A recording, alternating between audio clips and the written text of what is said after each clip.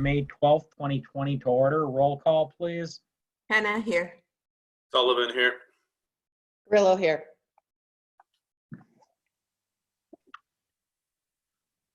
Is it usually Greg? Is Greg with us? I don't think No so. Greg tonight? I Okay, do not see Greg. okay. Bukevich here. Guzikowski here. Muldowney here. And Chandler here. Fred, Are you you with hearing us? us? Yep. Can I you see hear you. me? Yep, we're doing a roll call, Fred. I'm here.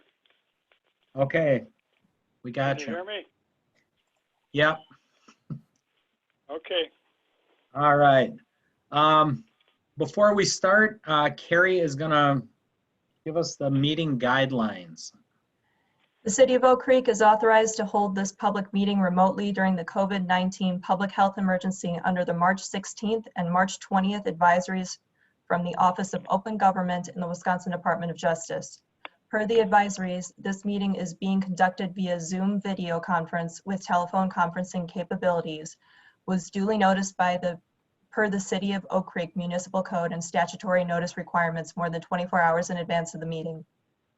Members of the public have been advised of the options for participation via direct mailing to property owners within 300 feet of a proposal, via the COVID-19 information page on the city's website, via social media, and via the information contained on the meeting agenda. This meeting may also be viewed at the city's YouTube page, the link for which was contained in all aforementioned notice method. The meeting recording will also be accessible on the city's YouTube page within 48 hours. Plan commissioners and participants are initially muted upon joining the meeting. Plan commissioners and staff have the ability to mute and unmute their microphones throughout the meeting. Please mute at all times except for roll call, motions, voting, and when recognized by the chair. Roll call and voting will occur per the usual and customary procedure, starting from Plan Commissioner seating positions south to north in the Common Council chambers. The chair will facilitate questions and comments by calling on each Plan Commissioner or by requesting the use of the raise hand function in the Zoom webinar control panel. Only speak once you have been recognized by the chair or the moderator. Applicants, their representatives, and all other participants who wish to speak will be unmuted when there is a direct request for information from the Plan Commission or staff, when the participant utilizes the raise hand function within the Zoom webinar control panel and the moderator verbally indicates that they are unmuted, and when a phone participant dials *9 to indicate they wish to speak and the moderator verbally indicates that their line is open. When unmuted, all participants must state their name and address for the record, then proceed with comments or questions. Questions and comments may also be entered into the Q&A function within the Zoom webinar control panel. Staff and/or the moderator will monitor this function during the meeting and provide the information requested. There shall be no private messages or side conversations during the meeting utilizing the chat or Q&A functions. Chat and Q&A messages are part of the public record. There is one or more public hearings scheduled as part of this meeting. After the chair announces the public hearing, staff will read the public hearing notice into the record, state that the hearing is open and subject to the meeting procedure that was just stated, and provide a brief overview of the proposal. The chair will then proceed with the hearing by making calls for public comment, and following the third call for public comment, the chair will close the public hearing and proceed to consideration of the remaining agenda items. These are the procedures that will follow for this meeting. Mr. Mayor. Thank you, Carrie. That gets us to the minutes of April 26th. April 28th. If everybody please take a look. And when you're satisfied, there's no omissions, errors, corrections, deletions, omissions, we'll entertain a motion. Guzikowski. Seifert moves to approve the minutes of Tuesday, April 28th, 2020. Guzikowski will second. Roll call.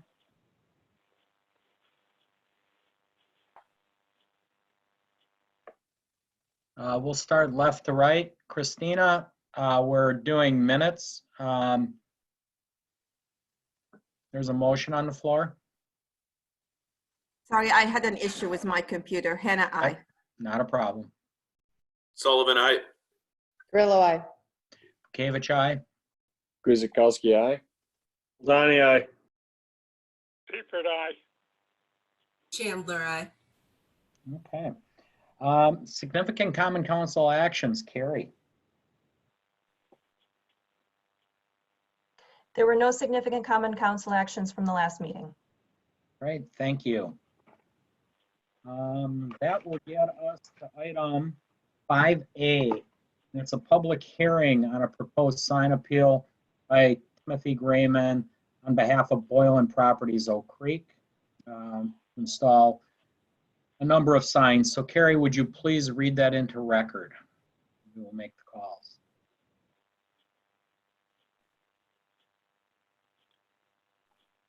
City of Oak Creek, notice of Plan Commission, public hearing before the Plan Commission. This meeting will be held by video conference only. The City Hall remains closed to the public.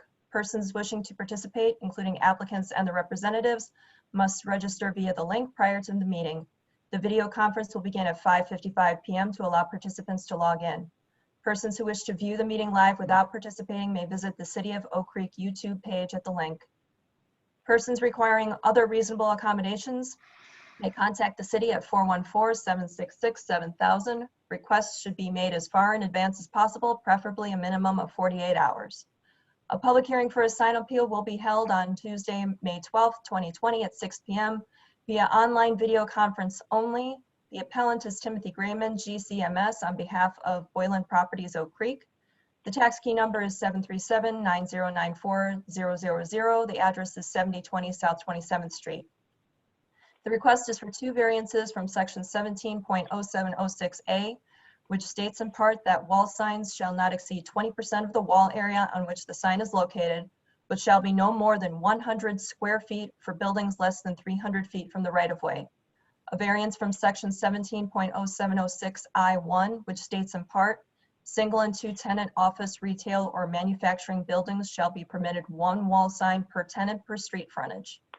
Variances from section 17.0706D, which states in part, ground signs shall not exceed 8 feet in height and shall not exceed 100 square feet on any one side, nor more than 200 square feet on all sides for any premises. If granted, the variances would allow the applicant to install 1 12-foot 1-inch by 9-foot 4-inch 112.78 square foot wall sign, 1 13-foot 5 9/16 inches by 22 inches, 24.68 square foot wall sign, and 1 18-foot 8 1/4 inch by 22 inches, 34.26 square foot wall sign on the west elevation of the single tenant building, and 1 8-foot 8 1/4 inch. I'm sorry, that's a typo. 104.25 square foot per side ground sign on the property at 7020 South 27th Street. The zoning of the property is B4 CUP, Highway Business District with a conditional use permit, and in the RRO, Regional Retail Overlay District. All persons wishing to be heard are invited to be present. This dated this day, 22nd day of April 2020, Plan Commission, City of Oak Creek. Mayor Dan Bekavich, Chairman. This is a public hearing, and I will provide a bit of an informational overview of the request prior to opening the public hearing itself.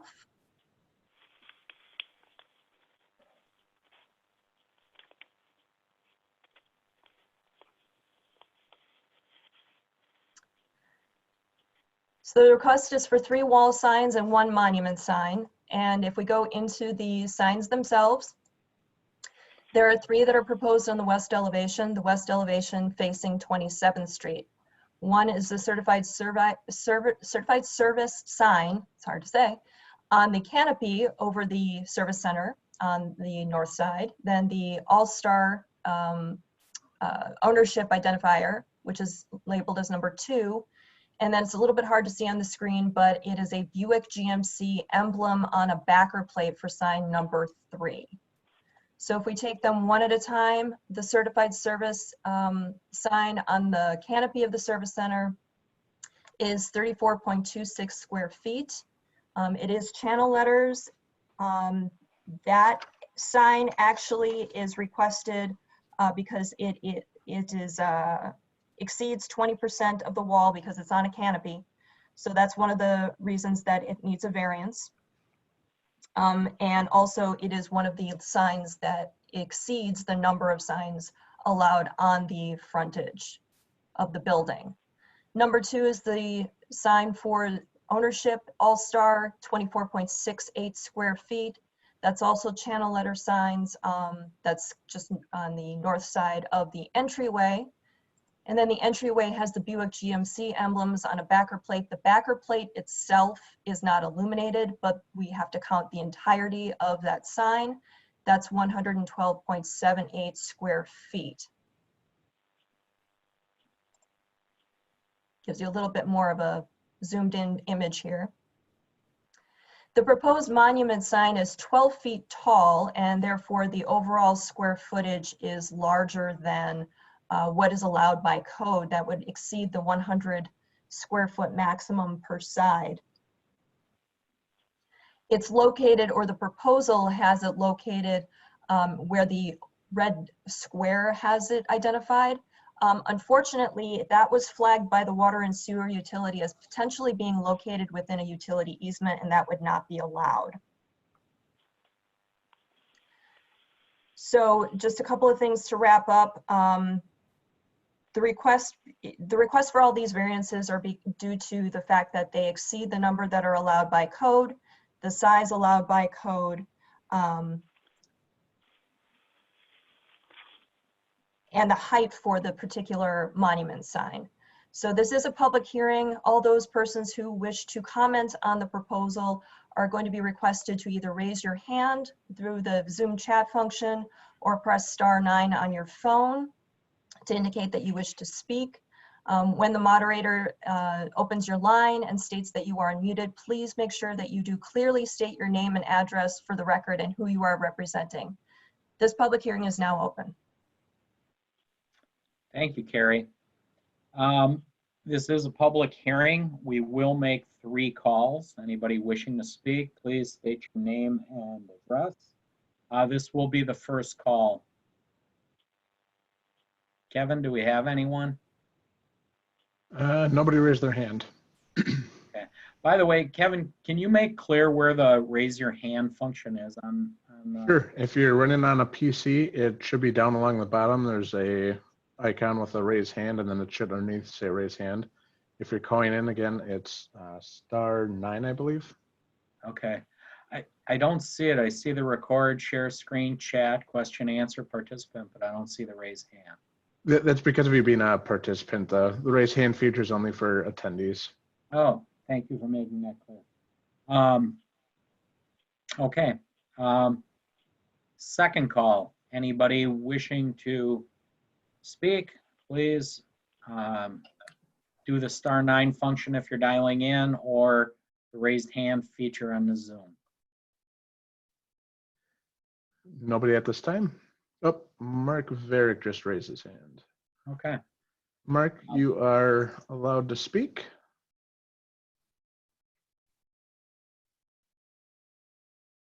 You with us, Mike? Mark. Mark, sorry. Am I live now? Yep.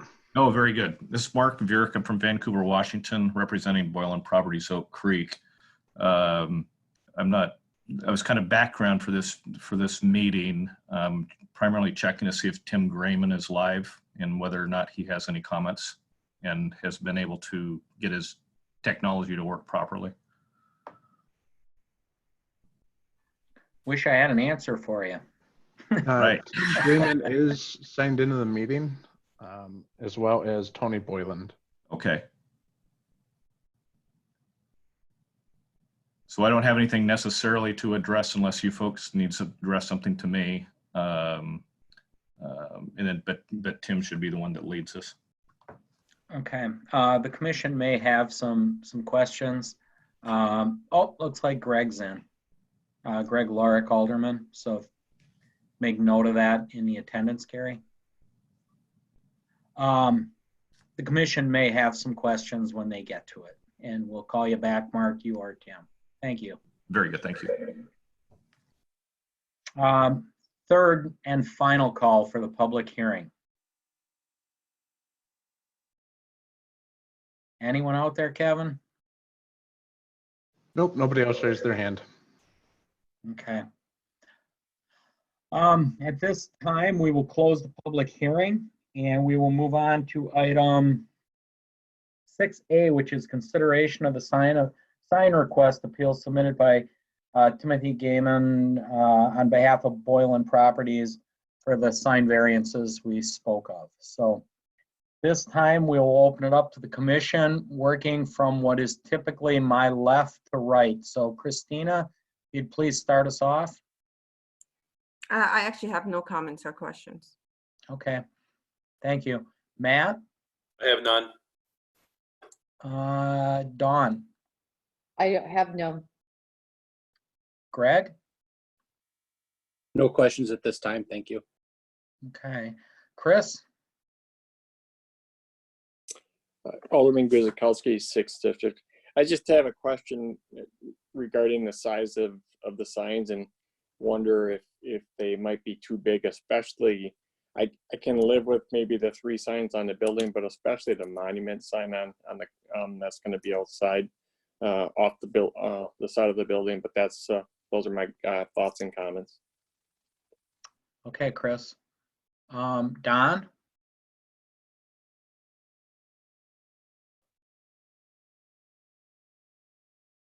I have no comments at this time. Okay. Fred? Yeah, I have a question about the monument sign. Did they say they were scratching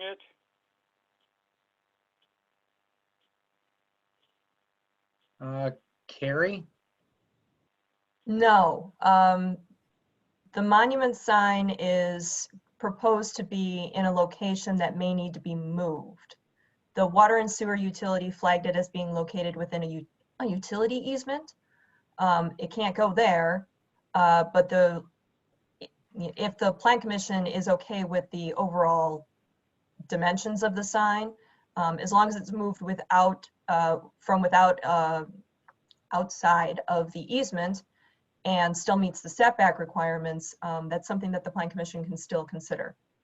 I would just ask that your motion be specific that it be located outside of that easement. Okay, thank you. Is that it, Fred? That's it. Okay, Chauncey?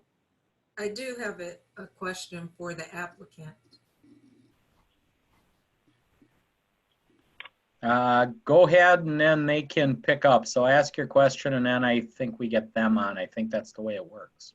Okay, so in regards to the size of the signs, I just wanted to get a little more information on why the wall signs are so large along with the monument sign.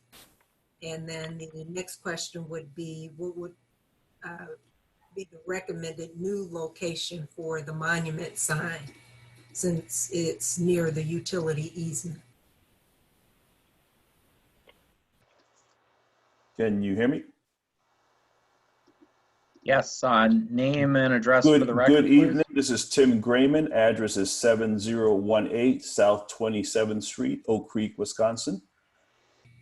Question 1, the size of the signs on the building are Buick GMC standards. So we didn't arbitrarily pick these numbers. They were given to us by the standard of the dealerships.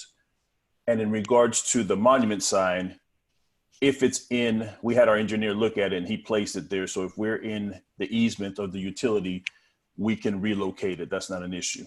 And the reason for the size was the study that was done. They felt that was the most visibility that we could get to kind of promote the business and get visibility. So I just want to make sure I understand. So the size of the signs on the walls are standard? Yeah, that's GMC standard, ma'am. Okay. Yes, ma'am. And so the size of the monument sign is not standard? GMC gives us several options. We opted for the bigger one because we were looking for the most visibility possible.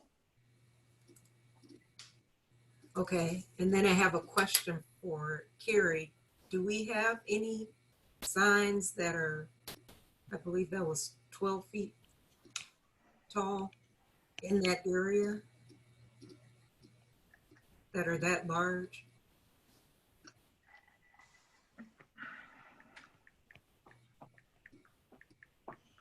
My apologies. My meeting connection stopped, so I just rejoined and I did not hear the question. Oh, no worries. This is Chauncey, and I was just asking, in regards to the monument sign, it is rather tall. And so I just wanted to inquire, do we have any other businesses in the area that have signs that are this tall?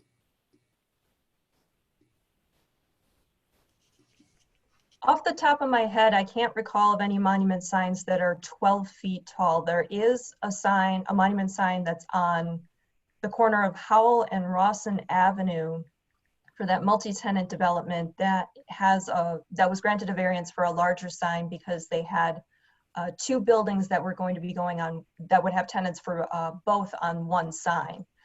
I can't recall the dimensions of that. I know it exceeded 8 feet. My recollection is that it went to 10, but I could be remembering incorrectly. But on 27th Street itself, I cannot think of another monument sign that is 12 feet in height. Thank you.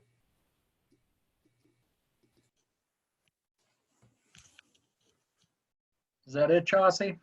That's it for me. Okay. Guess I'll weigh in on my 2 cents. As far as the building signs go, no, I understand they're pretty much corporate issue signs. I don't have a lot of heartburn with the Buick GMC, and it's the way we go with the placard that probably puts it over the square footage. But that is the way we do things, and technically it's over. And same with the All-Star and the certified service. That ain't it. It's really the height of the monument sign. As Carrie stated, I don't believe we've ever gone to 12 feet on a monument sign, at least to my recollection. If I'm correct in code, it's 8 foot, Carrie, for a monument sign? Or, Yes, that's correct. It's 8 feet in height. It cannot exceed more than 100 square feet per side, 200 square feet in total. okay. I failed to write down the square footage of the monument sign. As far as it goes, I know they count the base, which is 3'3" itself. Can we strike a compromise in the base and lower it?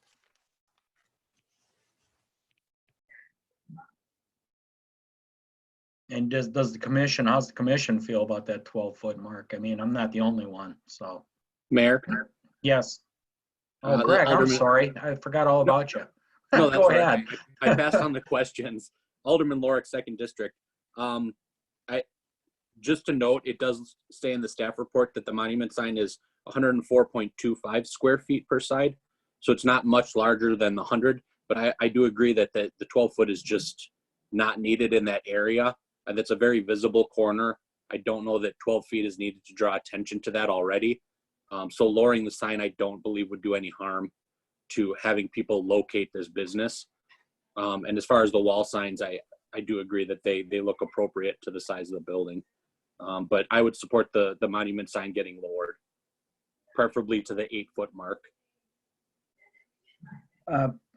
Appreciate those comments, and thank you for pointing that out, Greg. Wasn't a reading I failed on my part. I think it still needs a base of some sort. I mean, you know, just the way signs are made, it ain't gonna, you know, with snow and things like that, I could give it a foot or so on a base, or add some Mr. kind of Mayor? compromise in there. Mr. Mayor, this is Carrie. Yes. For what it's worth, we do see typically that monument sign bases are about 2.5 feet as measured from grade, and then the sign goes on top of that. That's usually what we see. We've seen ones where the bases are down to about 1.5 feet tall, but the typical seems to be about 2.5. Thank you for that input, Carrie. So again, I could probably live with a 2 foot base and a 10 foot sign. I don't know how the rest of the commission feels. So, you know, feel free if you think that's inappropriate or appropriate. And then we'll ask the client if he could, the applicant if he could live with it. Mayor? Yes, go ahead, Greg. Alderman Lorik again. I'm just curious. Maybe I misheard. I thought the applicant noted that they were given choices by Buick GMC on signs, and they chose the larger of the option. Was that correct? Was that for the building signs? We'd have to get them back on to clarify, Greg. Okay. Tim, are you out there? Yes, sir. I'm still here, Mayor. As far as monument sign goes, was that the choice to take the larger of the two for, obviously you wanted more visibility? Yes, sir. And the one beneath is what you guys are hinting to. There is a 10-foot one.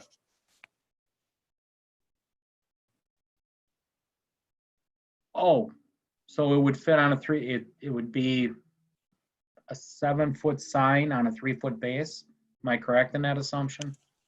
I believe, yes. I don't have that particular shop drawing in front of me. I was trying to dig through it, but we did opt for the bigger one, but there is one that's smaller than this one, which would probably fall underneath the 10-foot.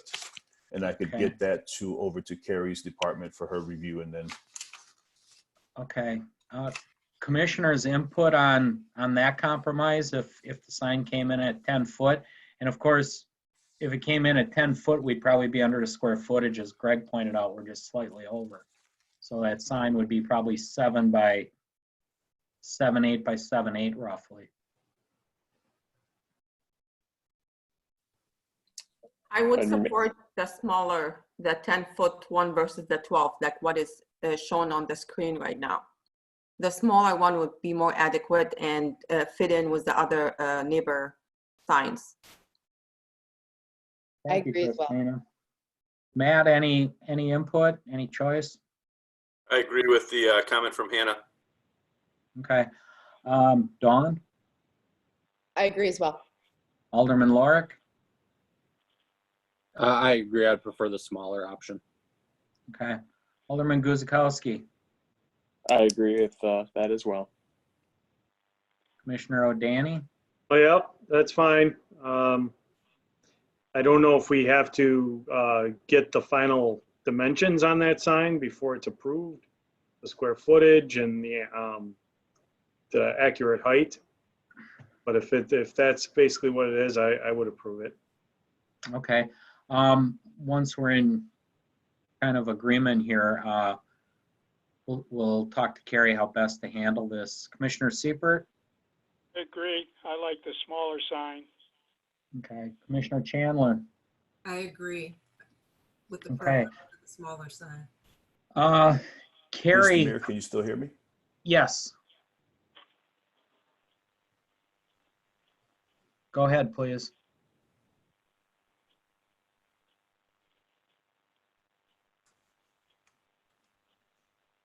Is that the applicant? Yep, that was Tim. Go ahead, Tim. If you'd like the floor, go ahead.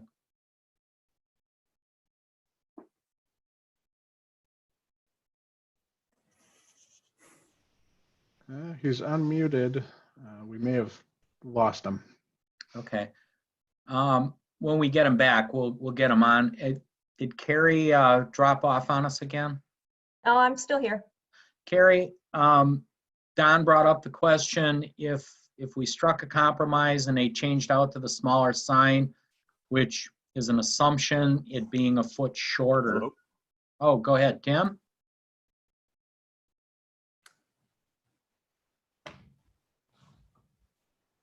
We got Jeremy now.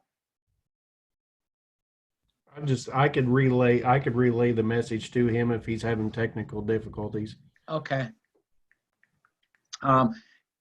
So Carrie, would we need to see that drawing and bring them through the whole thing again, or could we put in a note as approved by staff to meet the 10-foot height? So what I would recommend is that the motion be changed so that it allows for one monument sign with a maximum height of 10 feet, no more than 100 square feet in area per side, 200 square feet total, which is what code says, and located outside of the utility easement. Okay, thank you, Carrie. Commissioners, you guys got that? Applicant, Timothy or Jeremy, are you clear on what we're looking to motion on? If you can hear me, Mr. Mayor, yes. Okay, would that be agreeable? Yes. Okay, thank you. If there are any other comments or questions for the applicants from the commissioners, please speak up. If not, we could entertain a motion as stated with the not to exceed 10-foot height, please. And 100 square foot per side and out of the easement.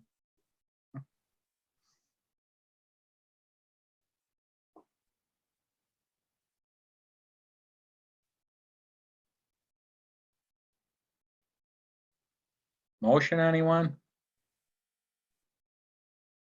Lorick will move that the Plan Commission approve sign variance allowing the installation of one 12-foot 1-inch by 9-foot 4-inch, 112.78 square foot wall sign, one 13-foot 5 9/16 inch by 22-inch, 24.68 square foot wall sign, and one 18-foot 8 1/4 inch by 22-inch, 34.26 square foot wall sign on the west elevation of the single tenant building, and one ground sign not to exceed 10-foot height and 100 square foot per side for a total of 200 square foot on the property at 7020 South 27th Street. Alderman Lorik, this is Carrie. If I could just make you aware of just one addition to the motion to locate the monument sign outside of the utility easement. Yes, thank you. And I'll amend my motion to include location of the monument sign outside of the utility easement. Guzikowski will second. Roll call. Hannah, aye. Sullivan, aye. Carrillo, aye. Lorick, aye. Bukavich, aye. Guzikowski, aye. Ladani, aye. Seifert, aye. Chandler, aye. Great. Thank you, gentlemen. Thank you for taking part. I know it's a little awkward, but situation being what it is, this is our safest bet to hold a public meeting like this. So, good luck, and please work with staff, and hope you're open soon. Mr. Mayor, thank you for your time. We'll get the stuff back to you guys, and you guys be safe as well. Great, thank you. Next public hearing is item 5B, and that again is a sign appeal. It's proposed by Sarah Burns of the Lincoln Property Company on behalf of Emerald Row LLC. They are looking to install some vinyl wall panels on the east and south elevation of the Emerald Row Fitness Facility at 7971 South 6th Street. Harry, if you'd please read that into record. City of Oak Creek notice of public hearing before the Plan Commission. This meeting will be held by video conference only. The City Hall remains closed to the public. Persons wishing to participate, including applicants and their representatives, must register via the link prior to the meeting. The video conference will begin at 5:55 p.m. to allow participants to log in. Persons who wish to view the meeting live without participating may visit the City of Oak Creek YouTube page at the link. Persons requiring other reasonable accommodations may contact the city at 414-766-7000. Requests should be made in as far in advance as possible, preferably a minimum of 48 hours. A public hearing for a sign appeal will be held May 12, 2020 at 6 p.m. online video conference only. The appellant is Sarah Bruns, Lincoln Property Company for Emerald Row LLC. Tax key number is 813-9062-000. Property location is 7971 South 6th Street. The request is variances from section 17.0334, part of the Drexel Town Square Mixed Use Plan Development District General Development Plan and Regulating Plan, which states that commercial buildings are limited to one eye-level sign or graphic per 12 linear feet of tenant space frontage on an entry facade, and that the text, graphic, or pattern of eye-level signs cannot cause more than 10% of the clear glazing to become opaque. If granted, the variances would allow the applicant to install the following on the Emerald Row Apartments Fitness Facility building: 48-inch tall vinyl panels on the inside of each portion of the clear glazing on the south and east elevations. That's a typo, that should be the north and east elevations.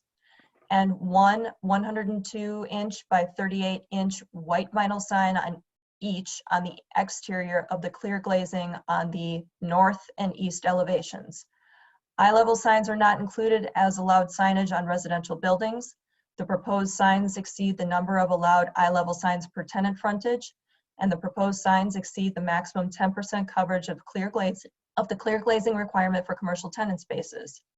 The zoning of the property is DTS MUPDD, Drexel Town Square, Mixed Use Development District. All interested persons wishing to be heard are invited to be present, dated this 22nd day of April 2020.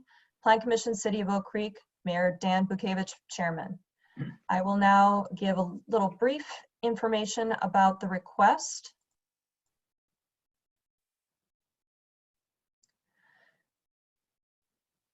So these are for the fitness facility, which is on the southern part of the Emerald Row Apartments that's adjacent to 6th Street. They are existing, so if you've gone past there recently, you probably will have seen these. This is the east elevation facing 6th Street. What we're looking at is the gray banner here and the vinyl decal that says Emerald Row, Oak Creek. And then if we go to the north elevation, again, we have the gray banner, the block basically that kind of acts as a shield from those who are on the outside can't see into the fitness facility. It's to give a little bit of privacy for those who are using that facility. And then the Emerald Row decal that states this is the apartment. Also, there's a fitness center locator on the door, but we're not worried about that for this particular request. So a couple of things are pertinent here. The window signs are on the fitness facility, which is part of the apartment complex. And the apartments and the fitness facility are only accessible to those tenants and staff of Emerald Row. This is not a fitness facility that is open to the outside public. There are no gym memberships or anything like that. So it's not actually considered a commercial building. It's part of the apartments as a residential use.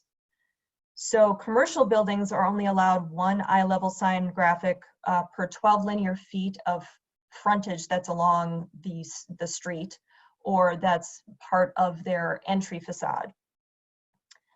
This is not a tenant, obviously, because this is part of the apartment. There's also a requirement that a maximum of 10% of the glazing be opaque. This is exceeding that 10%. And then eye-level signs are just not allowed on residential buildings at all. However, even if this was considered a commercial tenant, we would still have these variance requests because they go above and beyond what's allowed by DTS. That's in terms of number and the maximum coverage for the windows. So this is a public hearing. Those who wish to speak on the item, please either dial *9 or select the raise hand function in the Zoom panel. And when the moderator has stated that you are unmuted, please clearly state your name, your address, and what your representation is if you are with the apartments, or if you are a resident, please state that you're a resident. This public hearing is now open. Thank you, Carrie. As Carrie said, this is a public hearing. We will make 3 calls. We will go through Kevin to see if anybody has the raise hand function or the *9 on the phone dial-in. So Kevin, this will be the first call. Is there anybody wishing to speak? Yep, we have Becky Stumpy and Joseph Azen. Okay. And Becky, you are able to speak as well as Joseph. Hi, Becky Stump. My address is S87 West 17848 Edgewater Court in Muskego. And I am the regional property manager of Emerald Row Apartments. And thank you for allowing us to speak with you today and request this variance. As noted, as Carrie pointed out, we are requesting for the variance. And one of the main reasons is to create some privacy for the people that are on the equipment. It is quite a visible corner, and we've had a number of residents comment to us that they didn't like using the facility, especially when it was dark outside, because they felt like they were in a fishbowl. And so this does shield them from that and create a little privacy and let them feel more comfortable. And also we wanted to include the name on the glass, because as you probably know, there's going to be 4 phases. with different ownership partnerships. So not all residents in all phases will get to use all facilities. So we wanted to signify that clearly and indicate that it is not open for retail, that it's for the residents only. So those are our main reasons, and we hope you'll consider it. Great, thank you very much. So this is Joseph Eisen. I am the owner's agent at Emerald Row. Address is 8905 North Upper River Court, River Hills, Wisconsin.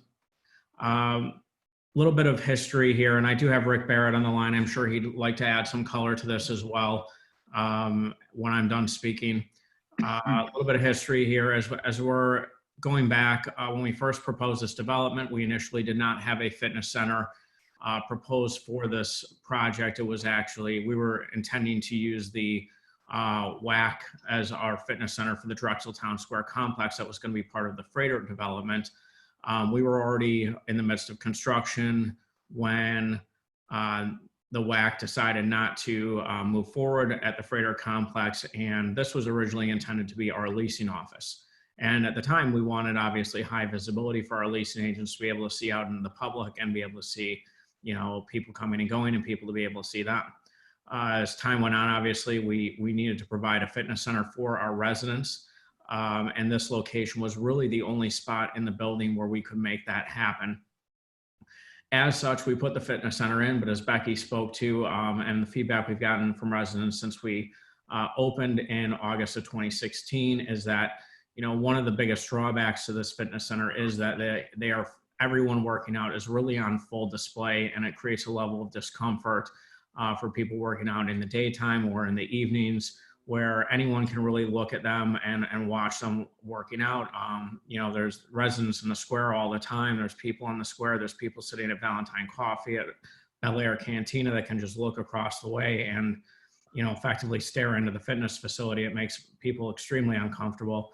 Hence the need for the frosting and the glazing. And as Becky stated, we did want to identify this as being part of our property so people did not confuse us with commercial fitness facility, and that is why our logo is on the property as well. If you guys are comfortable, Rick has dialed into my cell phone. Rick, do you want to identify yourself and speak to this matter? Yeah, I hope you can hear me clearly. Can you hear me, Joel? Can everybody hear? Yep, you're good, Rick. Well, thank you for having me tonight. You know, obviously from our perspective, we're trying to create a very important balance. The balance between trying to make the vitality and of the project, you know, front and center, but yet we want it to be subdued so that people feel comfortable. In a pinch here, trying to figure out exactly how that could happen. We don't like the idea of, you know, closing off that glass. So what we tried to do is to try to create a balance in almost like an aperture type way, such that people can feel comfortable, yet it's subdued. And I think this is an effort to make that happen, and that's why we respectfully request consideration for the variance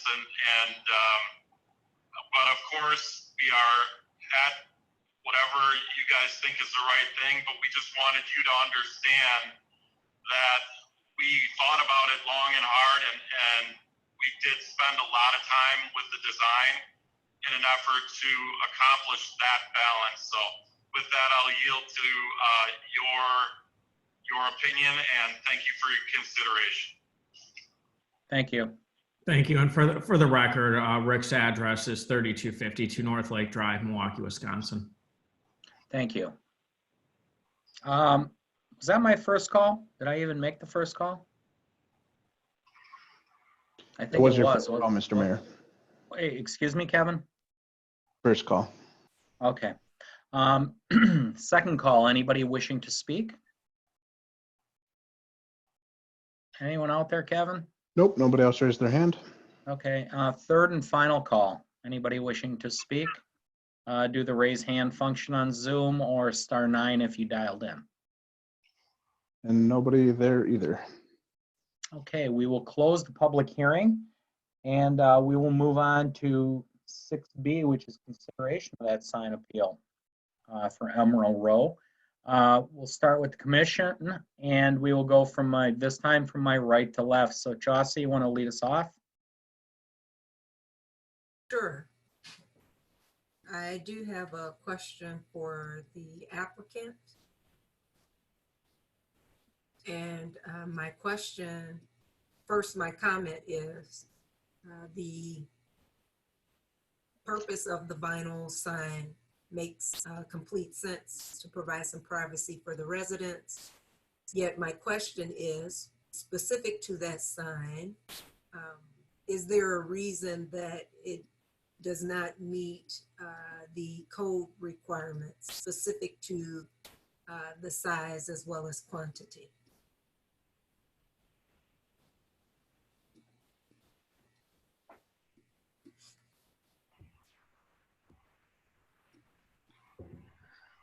If I may, I think part of the sign requirements require only 10%. Excuse me, this is Carrie. If you could please state your name and who you're representing again for the record before you speak, I'd appreciate it. Thank you. Sorry, Carrie. It's Joseph Eisen, Barrett Lowe, representing Emerald Row. I believe the sign requirements require only 10% of the window to be covered, and that would not provide very much privacy for the residents if it was such a small strip and small area to be covered. It really does need we need to frost more of that glass in order to provide the necessary privacy for our residents to feel comfortable.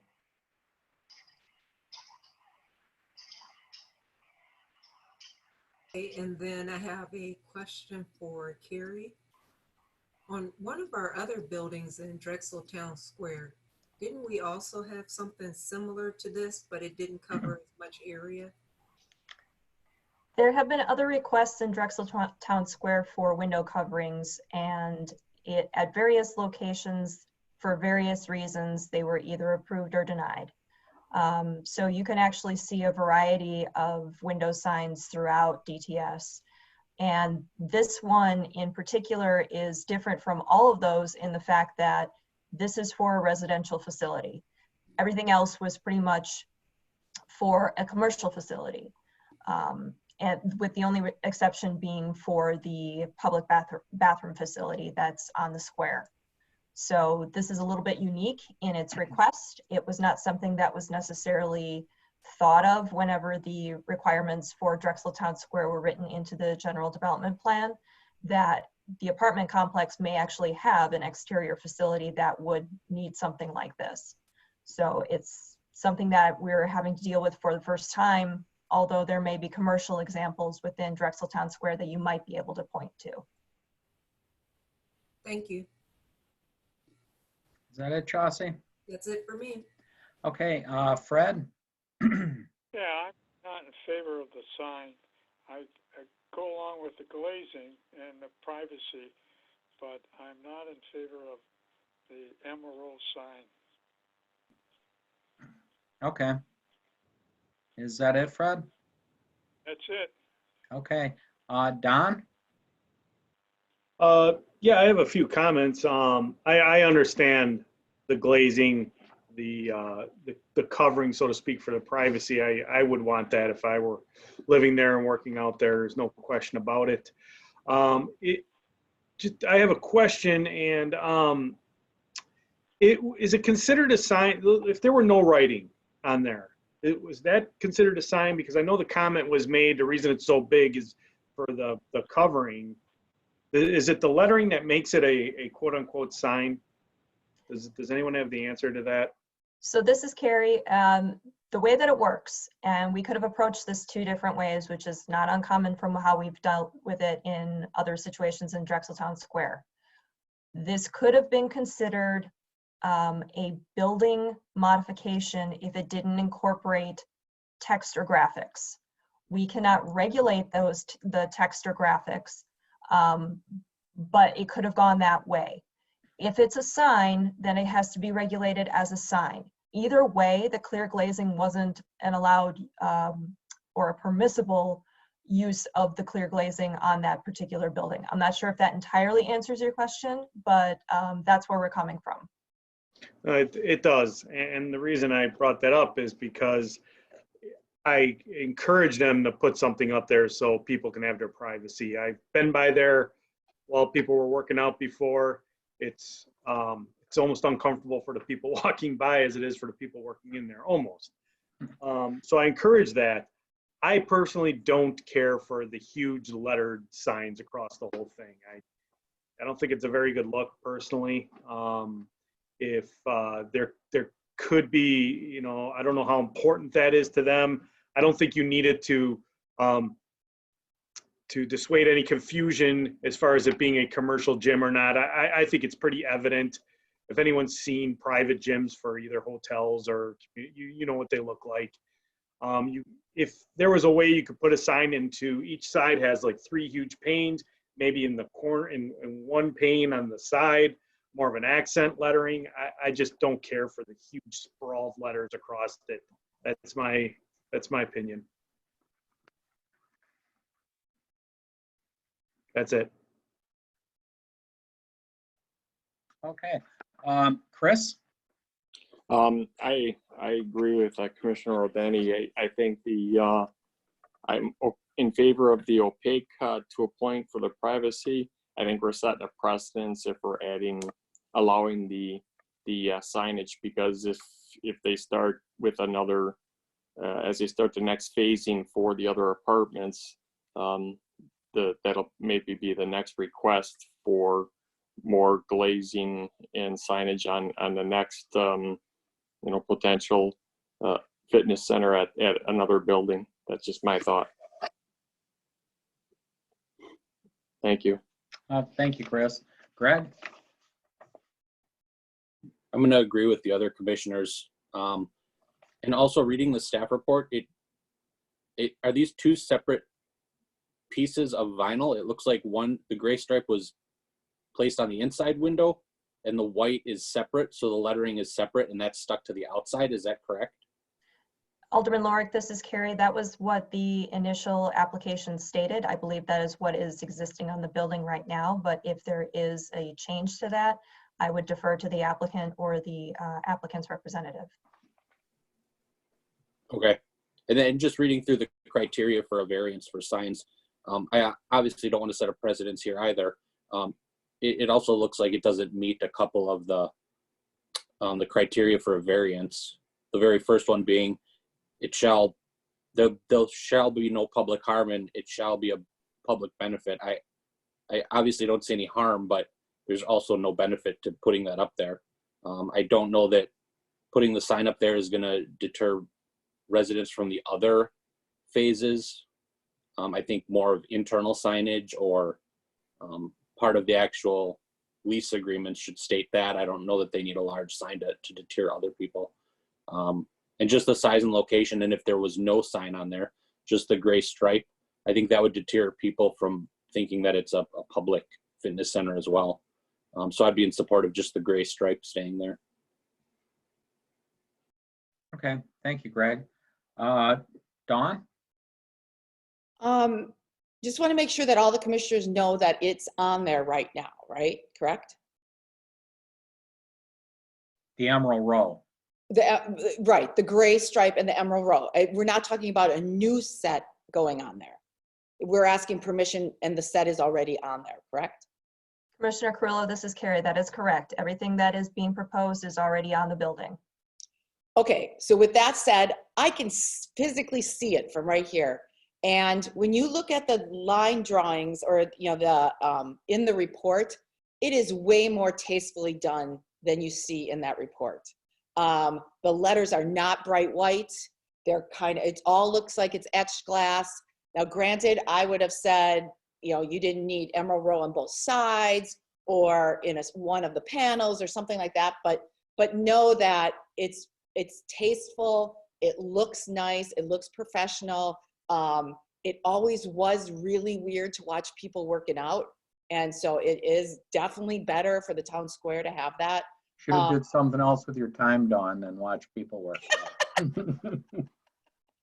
But know that it's not as in your face as those line drawings. Now, whether we want to have them change it, there really isn't anything that says Emerald Row. I mean, it's kind of tucked back that entryway. So I would not mind having, you know, one on there because it really doesn't identify the building. You see Valentine's and you don't, unless you come around that corner, see Emerald Row.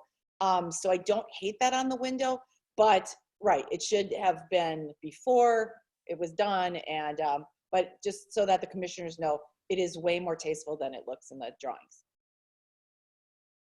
Thank you, Dawn. Matt? I agree with Commissioner Carrillo. I think, you know, elimination of maybe one of the Emerald Row would be acceptable to me. But, you know, I kind of echo those comments that it doesn't look bad. And, you know, I go by it every day also going to work. So it never really jumps out to me as you know, gaudy, if you want to use that term or not. But it doesn't look bad. And personally, I agree with the whole kind of hiding the people working out there. That's it. Thank you, Matt. Christina?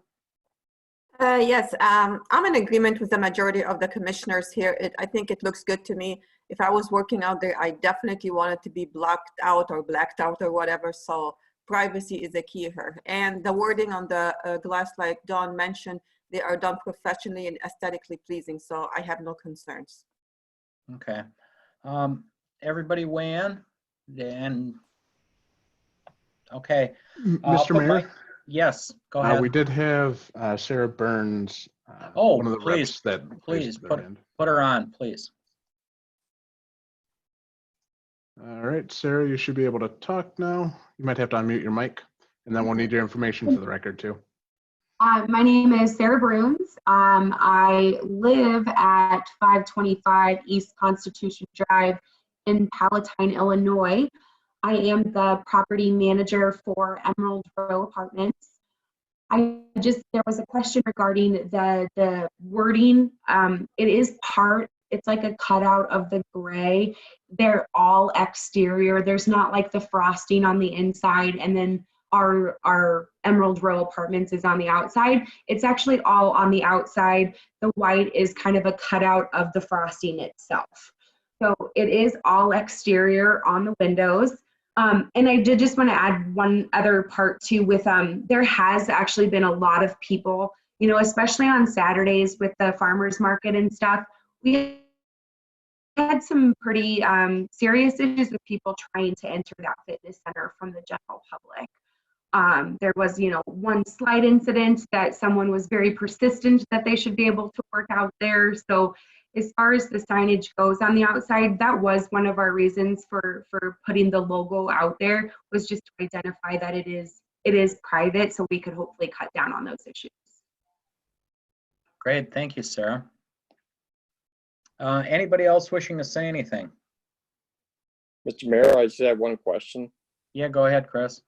I guess my only concern or thought is, if you guys had concerns about the workout center, why did you, instead of not bringing it before the plan commission, you just go ahead and had the signs made? Why didn't you bring them to us ahead of time so we could have seen everything before you headed up there? That's my 2 cents. Okay, thanks, Chris. Okay, I guess I'll dump in my opinion on it. Obviously, it's needed. I've been by there hundreds, if not thousands of times. Nobody wants to be watched while they're working out. It's obviously needed. I want to thank Joseph for his little history lesson on Emerald Row. And this project did change. That was never designed to be a fitness center. And I think they were going to put one in, they wouldn't have put it squarely in the front of the square for everybody to watch. It is a long story, but a Wisconsin Athletic Club was slated for town square and it never materialized. Emerald Row got pinched. They were going to utilize that, and this was going to be their leasing office, which would have been their first choice. Unfortunately, it is what it is, and it sits prominently on the corner of the square, of probably the busiest corner in the square. So obviously it's needed. I personally think just a big gray stripe on it needs to be broken up. I like the lettering myself. I think it's tastefully done. It does identify Emerald Row. Emerald Row's entrance is probably a good 100 to 150 feet to the west, actually. So when you're coming through, it does identify the apartment. I get it. When we set up the glazing specs for Drexeltown Square, we were aggressive with it. It was a 40% minimum. So I mean, if you look at that building, it's all glass. It's tough to hide anything. Chauncey brought up, this is different. This is residential. But we did have some businesses that kind of had the same problem where the need for privacy was there and the glazing caused an issue and we couldn't allow them to do things. And if you go by, there's stand-up curtains and all sorts of unique ways they did it to make an opaque view of that. And again, on the curtains, they can have their emblems. I'm actually in favor of the gray stripe and the lettering. And I'd keep it on both sides, quite frankly, to break it up, rather than just that dull gray stripe. I know it has the little twirlies in it. And again, I go by there quite a bit. The drawing doesn't do it justice, but it does look better in real time, in real life. So that's my input, but it is needed. There are just some things in Drexeltown Square we shot for, and I think we hit it. And there's a few things that need some tweaking. Obviously, our public bathrooms had to be tweaked. Again, different scenario, but you know, we didn't realize they'd be there in the first place. They wound up there, and we adjusted the glazing over that one too. So that's my 2 cents for what it's worth. I think it should go in as proposed with lettering, both sides, and the gray. So, commission, what's your flavor? Who would like to take a stab at a motion? And if we're done, I don't mean, you know, if you want to. And I do have a question. Yeah, go ahead, Don. I thought Chris had a good question. I don't know if there was an answer, if nobody here has an answer, but you know, why was that just installed without going through planning commission? I'm just curious. Doesn't necessarily going to sway my vote either way. I'm just kind of curious. I don't know. I'll let the applicant speak. I would just assume they did it to appease the tenants as quickly as possible. But Sarah, do you have an answer? Yeah, can you hear me? Yes. Okay, I'm unmuted. In all honesty, we didn't know that it was against the city rules, I guess. You know, this went through several different planning phases, and I think that you guys are aware of our ownership, and it just never raised any flags that it was something that we would need to get approval for.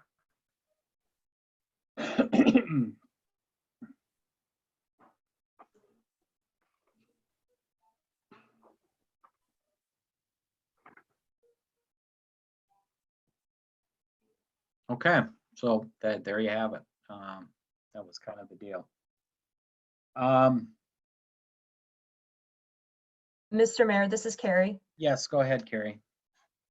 I just want to make one point very clear. We keep talking about the Emerald Row lettering. We cannot regulate content per the Supreme Court decision. So while it's showing Emerald Row, they could theoretically put whatever signage they want there. Now the stripe is a little bit different because that's more of an architectural element, but we cannot tell them, you cannot put Emerald Row, for example, on there. What you can say is you are not allowed to have any graphic text or sign per se. You can regulate the gray stripe by saying that is the only sign that you want if the Plan Commission so chooses. Otherwise, if you are going to approve everything as presented, then you are approving 2 signs, essentially. I just want to make it clear that we are not regulating the content of the sign. And that would go to any future use. Correct? So if they peeled Emerald Row off and put apartments for rent, we couldn't stop them. That is correct. It's a sign. We cannot regulate the content of the sign. You can regulate the size, number, location, and to some extent, some of the aesthetic, but you cannot regulate the actual content itself. Got it. Okay. Again, I don't have a crystal ball. I don't know what ownership this could fall into and things of that nature. So we're on a little bit of a leap of faith on that. Mr. Mayor, Joseph did raise his hand as well. Yes. I was wondering if there's a way where we could just simply voluntarily enter an agreement where we would not put that level of content onto the sign and we would simply keep it as the Emerald Row, Oak Creek, as is. Just to satiate any concerns that, you know, it would become a tacky sign that would say apartments for rent or now leasing or something along those lines, which clearly is not our intent. I believe it. It's just 15, 20 years from now when we're all different people in different places. It could happen. Could a separate MOU be forged with that and then upon sale go with the property, Carrie? Or are we getting way too in the weeds here? I would not even entertain that at this point. What you're looking at right now is the application before you. So it is for 2 signs that are vinyl graphics on the window, and I would just keep it at that. Don't talk about any other agreements or anything, because again, that's kind of getting into content and we really should not be considering that at the Plan Commission level. Thank you for the reminder. Appreciate it. Mayor? Yes. Alderman Lorik, 2nd District. I'm just curious if other options, we all agree that privacy is needed in the fitness center.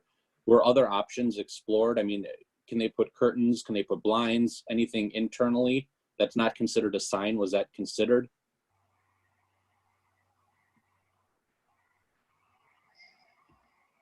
We do have Becky that raised her hand. Hi, yes, we did look at mounting blinds or shears on the inside, and opted to go with this instead. One, just because of the blinds can look so unsightly if people start raising them and lowering them and they're all uneven. And the shears we didn't think was a good option just for fabric and staining and dirt and things like that.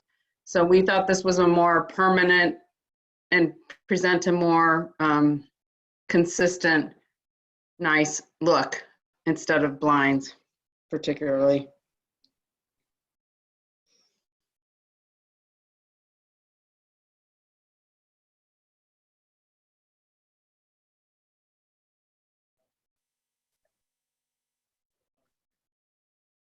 From that point of view, I would agree when the blinds are all over the place and it would be the only corner place. It adds some consistency with the glass on the bookend with Valentine, so to speak.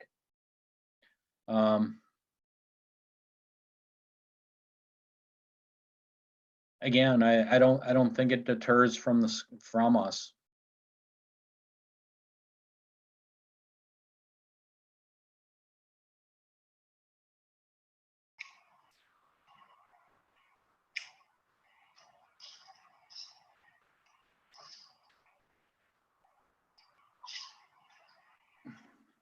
So, a little bit difference of opinions. I guess we go into the deliberation, the overall size, the appearance, the number, the vicinity. You know, is it deemed inappropriate? These are some of the factors you got to consider. Mayor? Yes. Doug Seymour. The video is not working for me, but I can see your screen, and you just wanted to point out, and I think you made a really good analogy, or someone did, with what happened with the restrooms at DTS, and obviously the need for privacy there. I mean, we could have put up just a blank, as a matter of fact, there was for a period of time, just a blank screen on the inside of those windows. Part of the, really the basis for Drexel Town Square was to create that aesthetic, that kind of graphic identity, and something that's a little bit more active than just having a gray band across, a gray filtered band across a window. So, you know, we try to certainly remain objective when sign appeals are being heard by the commission. But and if I could just enter my personal opinion, yeah, I think that the addition of the lettering actually enhances that and is preferable to just having the gray filtering as part of this development. Thank you, Doug. Any other comments?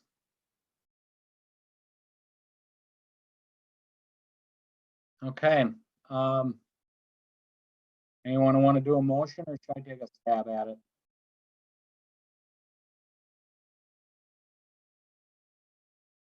Okay, hearing none. Bukevich will motion that the Plan Commission approve the sign variance allowing the installation of 48-inch tall vinyl panels on the inside of each portion of a clear glazing on the south and east elevations, and 102-inch by 38-inch white vinyl sign on each of the exteriors of the clear glazing of the south and east elevations of Emerald Row Fitness Center facility located at 7971 South 6th Street. Mr. Mayor, this is Carrie. Yes.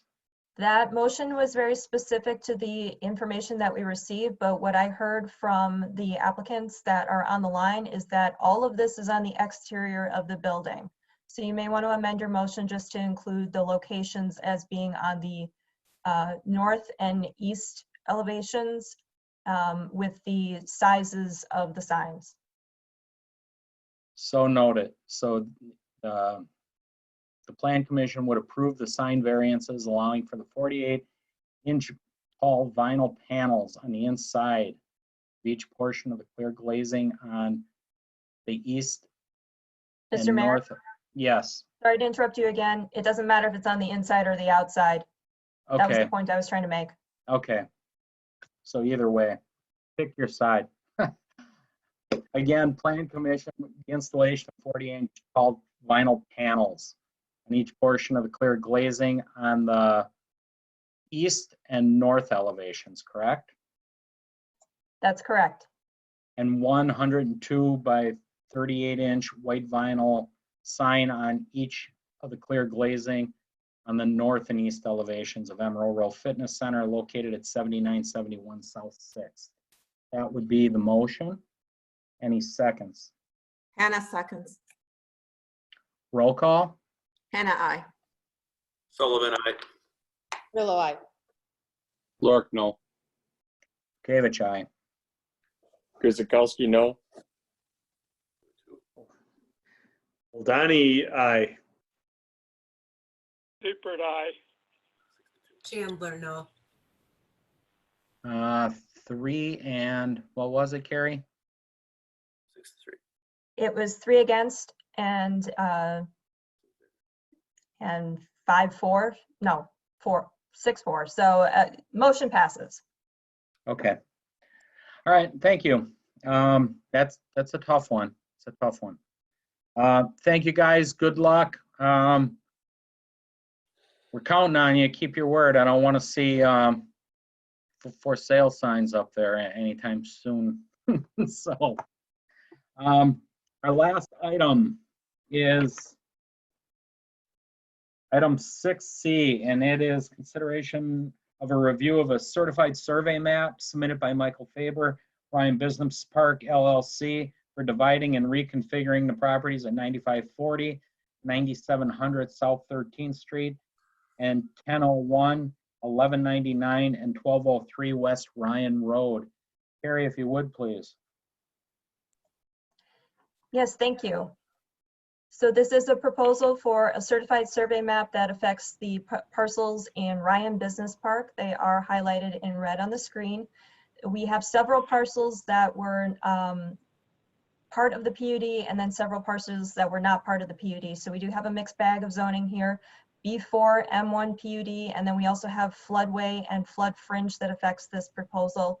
Overall, what it is doing is consolidating 4 of the parcels into 2 new lots. And then we are also looking at a reconfiguration slightly for lot 5 that you will note has the Amazon building on it.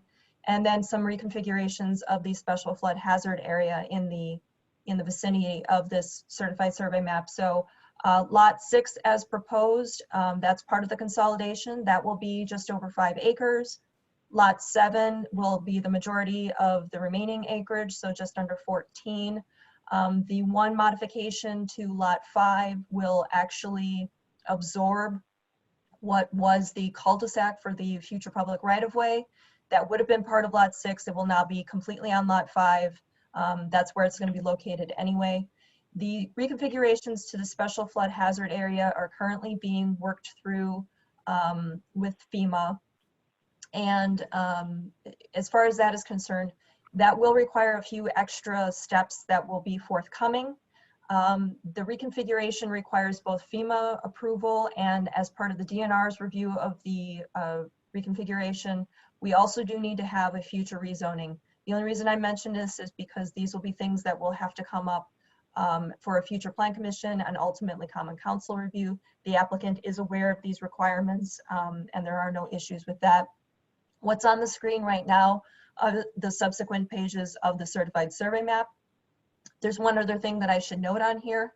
In a previous version of the CSM, which I believe may have actually been included in your packets, lot 7 contained a wetland, and that was referenced in the staff report. We did receive additional information and revised certified survey map that indicated with approval from DNR that the wetland identified on lot 7 was not actually regulated. So that is not included on the certified survey map.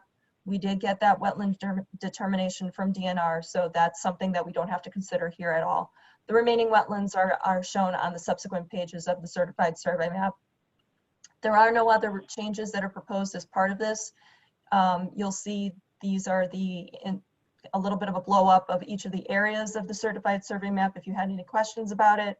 The easements are shown on here for your reference throughout all of the lots that are involved here. So if there are no questions, and if the Plan Commission is satisfied with the proposed certified survey map, there is a suggested motion for approval on the screen right now. I'd be happy to answer any questions that I possibly can, but I do believe that the applicant is here on the line with us. You can also address your questions to them. Mr. Mayor. Thank you, Carrie. Would the applicant like to speak first, or should we go right to commission? Any preference from, is it Michael with us? Is it Mike Faber? Yes, Mr. Mayor, I'm here and available. If you have any questions, I'm happy to explain the 3 reasons or purpose for the certified survey map at this time, but don't want to take up anybody's time if that's not needed.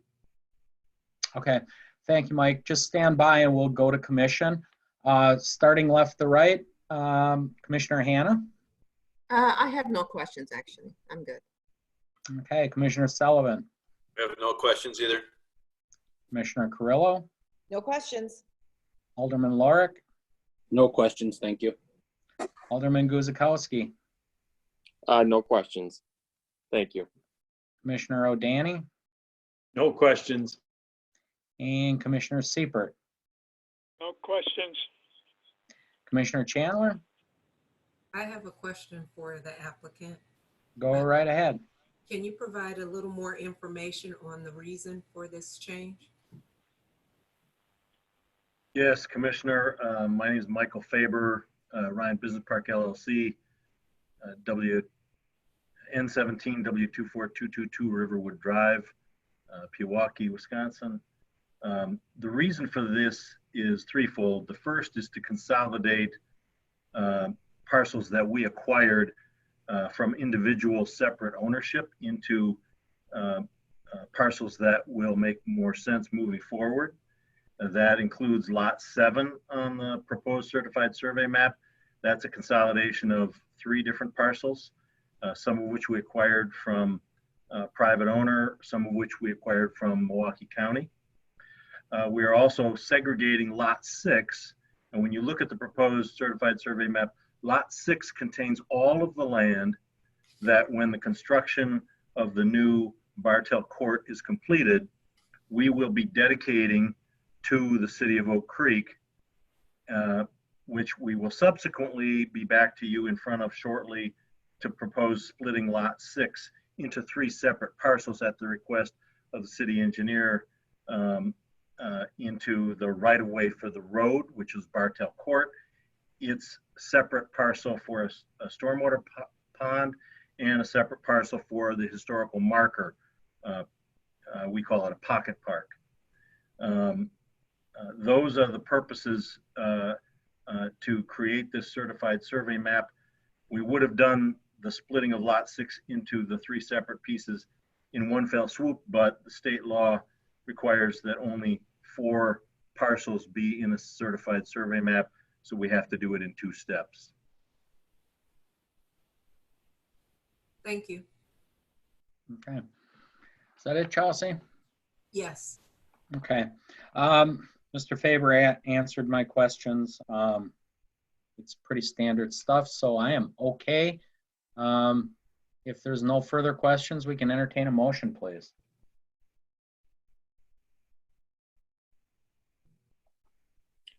Guzikowski makes a motion that the Plan Commission recommend to the Con Council that the certified survey map submitted by Michael Faber, Ryan Business Park LLC for the properties at 9540 and 9700 South 13th Street and 1001, 1199, and 1203 West Ryan Road be approved with the following condition: that all technical corrections, including but not limited to spelling errors, minor coordinate geometry corrections, and corrections required for compliance with the municipal code and Wisconsin statutes are made prior to recording.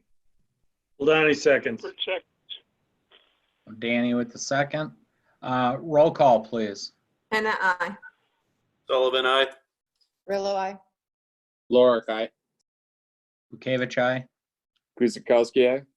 Holdani, aye. Seifert, aye. Chandler, aye. Great. And that'll just about get us to adjournment. Before we adjourn, as always, I really want to thank Carrie for keeping the meeting on track. It's hard enough keeping track of the conversations when we're face to face, more or less, when we're dealing with the video. So great job as always, Carrie. Doug, thank you for your time and your input tonight. Appreciate you taking the time out of your schedule.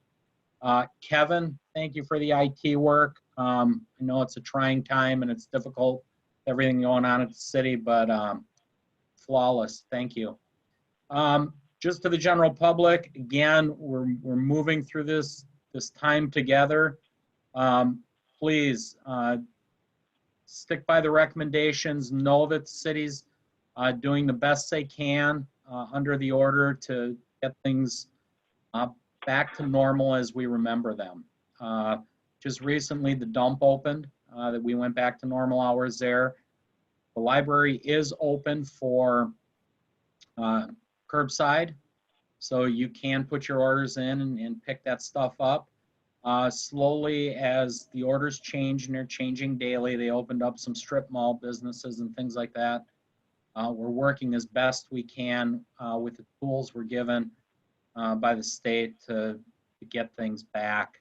One flash of bright good news is next month, Farmers Market will be returning, a little different than we remember it, but it will be returning. So Dawn, what date will that open?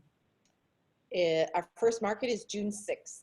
So June 6th, hopefully the skies will be blue and sunny, and it'll be a little different than we remember it, but it's one more step back to where we need to be. So Yes, I encourage everyone to go online and get and review the new tips on how the market's going to be different.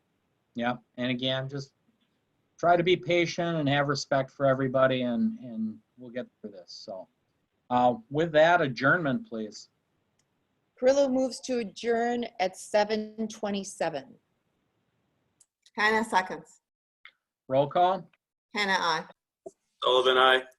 Carrillo, aye. Lorik, aye. Kavich, aye. Guzekowski, aye. Donnie, aye. Seifert, aye. Chandler, aye. Great. Thank you, commissioners. Appreciate all the hard work and the patience with the Zoom. I do like the personal meetings better, and we'll get back there soon enough when we can do it. So everybody have a good night and be safe. Thank you.